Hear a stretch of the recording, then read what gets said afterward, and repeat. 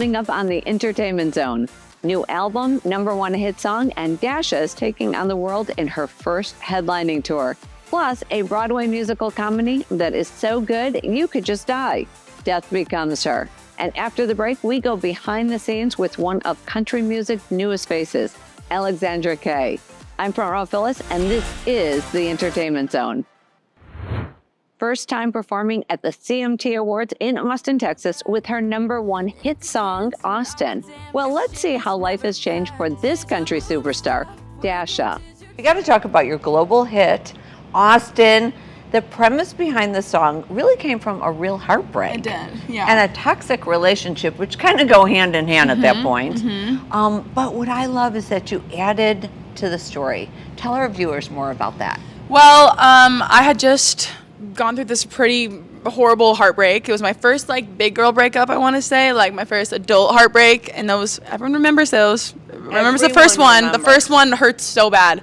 And I was in LA. I had just dropped my label and my management, and I was going back to my roots, back to country music. It's why I fell in love with songwriting and storytelling in the first place. And so I just needed to change. I needed to go back to what made me love music in the first place. And so I was in this weird kind of turmoil point where I was going through this heartbreak, going back to country music, and I wrote Austin because I was so mad at this guy one day, and I walked out the session being like, whoa, I think I had my first hit. I was like, this is the catchy song I've ever written. You really felt it. I knew it. I had a gut feeling. So you hear it the first time on the radio. Where were you?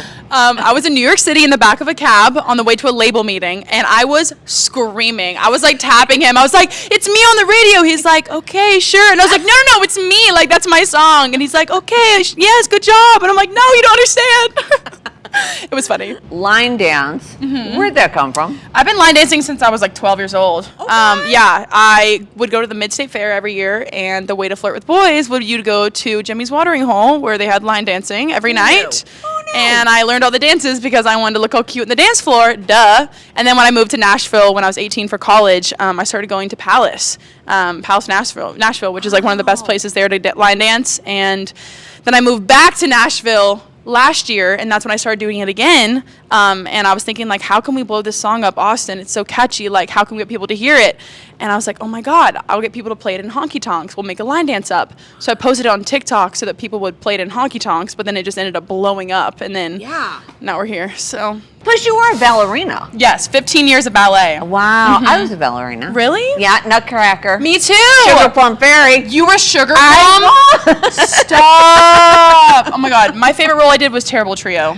Okay. That was fun. Yeah. Damn, you were Sugar Plum? I was Sugar Plum. You were the it girl. You Okay. were. Dang. But I can't sing. Yeah. Just so you know. Okay. So we bounce each other out. So we do. Yeah. So what's the message you want people to take away from these songs? My thing is I understand I have so many young fans, so many young females following me, and I am an older sister as well. And my favorite thing about being in the public eye, having music out, is that I can share my stories, share my vulnerabilities, but also encourage young women to be the most badass version of themselves, and do your thing. Don't be afraid of people's opinions. Be unapologetically yourself. And so that's kind of what I want to say in my music. And that's why it's so sassy and also so vulnerable. And, I just kind of say it like it is because I want other people to feel like they can do that too. So the song takes off. You're asked to perform Austin in Austin, Texas. Yes. At the CMT Awards, but you were never performed this live, right? Okay, how did that So it was my first time in Austin playing Austin at the CMT Awards, which was my first award show ever, first carpet ever. It was a very intense day, as you can probably imagine. A little stressful. Yeah, my heart was beating so fast before I went on stage. It was actually insane. Yeah, we learned a lot on that day, and it was the first time I'd been thrown into okay, girl, go shine, be the artist Dasha now. And I don't know, so I felt like something lit up inside of me on the carpet. I was like, okay, we're meant to be here. We got this. Right. The performance was so scary. That was the scariest thing I've ever done. It was I my was first. going to say, how do you calm yourself down? I was learning still. Trust me, I was learning. My heartbeat was going so crazy. Now I realize that I need to meditate before shows. So before shows, I'm full meditation mode, breathing. Great. Yeah, because for me, I don't drink before shows or anything like that either. I kind of just lean on my performance skills from, growing up doing musical theater and dance and all that stuff. And Right. yeah, I get kind of anxious when I have anything in my system before because I feel like Yeah. I can't fully lean into it. But then we have to, okay, I got to skip over because this is just mind boggling. So you have no management. You have no label. You're an independent artist. yeah. And it takes off like a rocket. And you're in the driver's seat. You are driving this puppy. Oh, yeah. I mean, how did that feel? It felt really satisfying knowing that someone at the time, finally I had a management, and a Right. small independent kind of label team just helping put the song out and stuff. But knowing that wow, someone who's not attached to a label or doesn't have any funding basically, Right. you can blow a song up. It's possible. And Right. the underdog winning in that situation was the coolest thing to be a part of. It felt really good. It was a crazy few months. If you could collaborate or write with anyone, who would it be? Because I have somebody in mind. I think I mean, Taylor one day would be incredible, but Casey Musgraves, Yeah. same trailer, different park, that album. I heard it when I was 10 or 11, and the way that she is so clever with her songwriting and just so intentional in herself. I love Casey, so she and I doing a song together. Honestly, I just want to like hang out with her. So, who I wanted to see you Yeah, who was collaborate? it? It's Coldplay, Chris Martin. Oh my God! Yeah. I could see that. I could totally My see thing is that. I love songwriters. I love songwriting, and he is a genius. He's a genius. He's a genius. Yeah. I'm in on that. See. Absolutely. Okay, we're throwing that out there because that's how it's going to be. Yeah. Yeah. No, for Manifesting. sure. Yeah. Hey, Chris. What's up? So here's one last question. So this is a fun one. If you could be a Disney character, who would it be? Oh my God, I love this. I think I would choose. Ooh. You know what? I maybe would do. Oh my God, this is a hard question. Okay, maybe Ariel, because it'd be sick to get to swim like that. It would be kind of fun. Or I was thinking Tinkerbell because flying. Yeah. I'm thinking superpowers right now. Death Becomes Her, a drop-dead hilarious new musical comedy about friendship, love, and burying the hatchet again and again. So what are some of the similarities and differences based on the 1992 film that everybody knows, Meryl Streep and, Goldie Hawn, Bruce Willis, who you play. So what are some of the similarities? What we have here is you see a trend on Broadway where you see a lot of movies on Broadway right now. And what sometimes happens, is they take the movie and they shove songs in there. Okay. We're not doing that. Okay. We're not doing that. Yes, there are all the wonderful things that you want from the movie. There are wonderful lines that you know. There are wonderful things that happen that you want to see, and we're going to give you that. Marco Panett, our book writer, and Noel Carey and Julia Madison, our composer-lyricists, they wrote something themselves with all of the source material, but we get to make it our own. Okay. So it is entertaining beyond belief, and Yeah. it goes like a rocket ship. It is so cool. Okay, so I got to go back memory lane. We talked about this a little bit off camera. Okay. Okay, we're going to go to Two of a Kind Okay, no, it was great. It was with wonderful. the famous Olsen twins. The famous Olsen twins. I mean, how I crazy was their is that? dad. It was nuts. What was it like being on a sitcom? The best. Really? Absolutely the best, especially on what we call a 3-camera show. So it's basically the live in front of a studio audience. You're basically doing a play with a live audience, and so you get to play the same character in just a different play every week, and it was fun. Plus, like this, where you know everybody involved with it, and you trust everyone, and it's just play. It is absolute play. Do you guys have a ritual backstage that you do even before rehearsals? Together? Yeah. It's interesting you should say that. I think because we just started, we haven't developed a group ritual. Yeah. I will say, as far as Megan and I go, we have made a pact that our relationship off stage is the most important thing for the relationship on stage, and that there's no room for any sort of drama or competition, and we really are open and support one another, as well as Christopher and Michelle and the entire ensemble. But Megan and I are, at one point in the show, become quite attached at the hip. So our relationship and trust is paramount to this being the joyful experience it is, and it already is. Now, if you didn't go into this industry, this crazy business that we're all in, what would you have gone into? I love that question because we're people. Thank you for asking it. I would have gone into psychology. Really? Yes, Okay. I love the human mind and spirit, and I think I would. I'm actually going back to school when I can to get my degree in that field. So Really? yeah, so during the pandemic, I was taking a lot of courses, but that is my passion. Other than this. Let's switch subjects and talk about Viola, who you Yeah. play. And so she's got this secret potion that I know, right? Yes. So if you were given that secret potion, would you take it? I'd want to know the ingredients. I'd want to know the side effects. I've got 3 doctors in my family, so I'd run it by them and say, hey, what are the possibilities? What do you think? You know, are the benefits greater than the side effects? You know, that's me. I'm an overthinker too, so But you know that it makes you look and feel younger. that's what this potion does. It makes you look and feel younger. I know that's what it does. You still got to look at what you're putting in, but there's sometimes you're just so desperate. You're going to make that appointment. You're going to go get that vial of whatever. And I get it. I understand. So let's go back memory lane. Let's go to Destiny's Child. So do you ever look back at some of the old videos?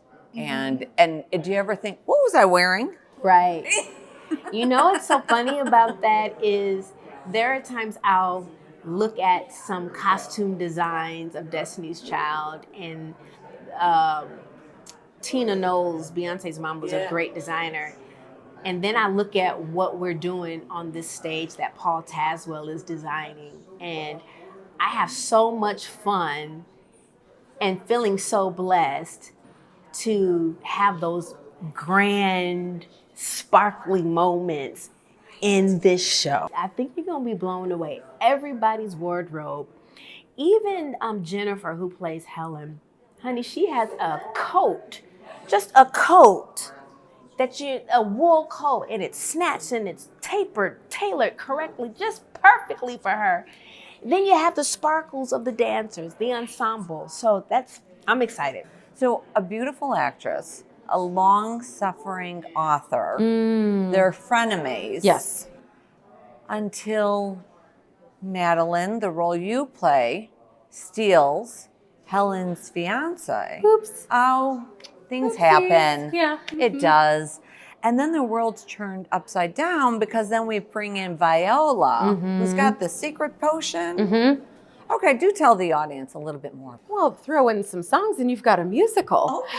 And some magic too. We've got a lot of magic, which is really, really fun and exciting. Yeah. Wow. Yeah, for anybody who's seen the movie, they're going to be delighted. If you haven't seen the movie, you're going to be delighted too. And hopefully you'll go watch the movie afterwards. I know, right? Because it's one of the greatest films of all time, in my opinion. I love it so much. So you've been doing this for a long time. Not that long, but a long time. A long time. Okay. It's been a long time, yeah. Broadway, TV, film. What advice would you give the younger generation that want to get into this industry? I don't know. There's not like one special thing that, because everybody has such different paths. But I always say do as much as you can, including like not being in the spotlight, like build costumes, clean the theater, take tickets, be just so you understand that you're just one piece in this giant puzzle, even though the spotlight's literally on you. Right. There's a lot more going on. And I think the best way to really understand and respect that is to literally put yourself in those shoes and be those other pieces. Right. Do everything you can and just be nice. Yeah. Just be nice. Be kind. There's a lot of talented people in the world, but being nice will get you. A country music powerhouse, Alexandra Kay, started writing music at 15, has a fan base of over 7 million, and just wrapped up her first national tour with Jelly Roll. Oh my gosh, you started writing music, at 15 years old? Yeah. I mean, I have kids and they're college kids. They would never think of writing music at 15 years old.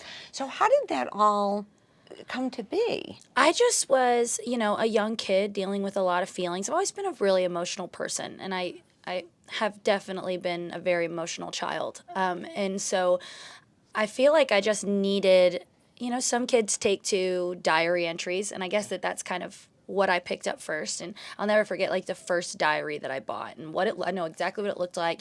And I just started writing, and I did a lot of creative writing. Like in 4th grade, I won some like creative writing contests and stuff like that. So I always just really liked to get my feelings out. So I did that, and then I started to just kind of like, it rolled into poems, and then I got really into poetry, and then I could hear melodies, and before I knew it, I was just writing songs. So you find out that you're going to be going on tour. You've been on tour with some of the big names, but you find out that you're going to be on tour with Jelly Roll. What were the thoughts that went through your mind? Well, I tell this story all the time, which is so strange that I even tell the story, but this should just tell you how big of an open book I am. I don't lie, and I'm very much You're like right there. Yeah, but what you see is what you get. And so I was waiting to hear if we got the tour, and I don't remember what we did. I don't remember what I was doing earlier that day, but like I finally had a day off, and I just remember it was like a really crazy week. And so I was like, I am going to have like a self-care. I went into the bathtub. I lit candles. I was like chilling, right? I had like bubbles and everything. And I was just like super zen. And then all of a sudden I got a phone call, and I ignored it, of course.